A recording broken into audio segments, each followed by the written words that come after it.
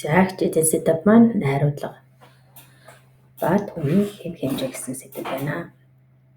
Хичээлийн зорилго найруулгын тухай мэдэж за түүний хэм хэмжээг ярих бичгтээ зөв хэрэглэдэг болох нэ. За найруулга гэдгийг өрн болон дорн дахинд хэрхэн авч үздэг вэ гэдэгтэй танилцъя. За өрн дахинд бол за риторика буюу за грек ромын үеэс хэв төлөвөө нэгэнд олчихсан. За уран илтгэх, ярих урлаг, за яруу гүйлэх чадвар, үгийн урлагаас үүсэлтэй гэж авч үздэг байх нэ.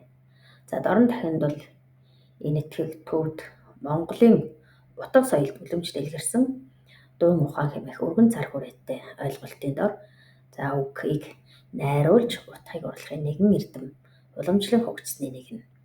За энэхүү найруулга зүй буюу дуун ухаан байх нэ. Тэгэхээр дорн дахинд найруулга зүйг дуун ухаан гэж ярилдаг байна.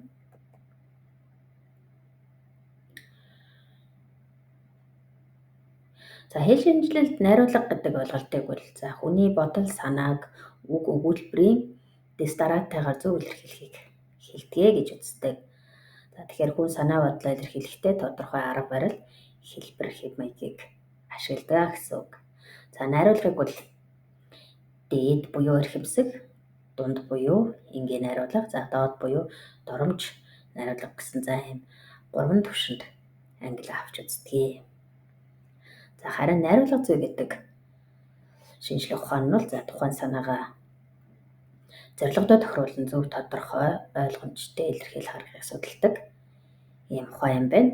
За өөрөөр хэлэх юм бол бодол санаагаа ямар дарааллаар үг хэллэгээр илэрхийлвэл бусдад ойлгомжтой байх вэ гэдгийг заадаг байна.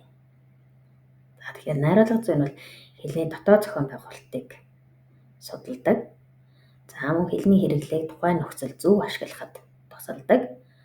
За садмараагаа тодорхой, товч, ойлгомжтой илэрхийлэхэд чиглэдэг. За ийм шинжлэх ухаан байна. За найруулга зүй гэжтэй бол хоёр өөр ойлголт байна те. Энэ хоёр юугаараа ялгаатай юм бэ гэдэгтэй танилцъя. За найруулга нь бол түүхэн урт хугацааны туршид тодорхой үүрэг зорилгоор бүрэлдсэн.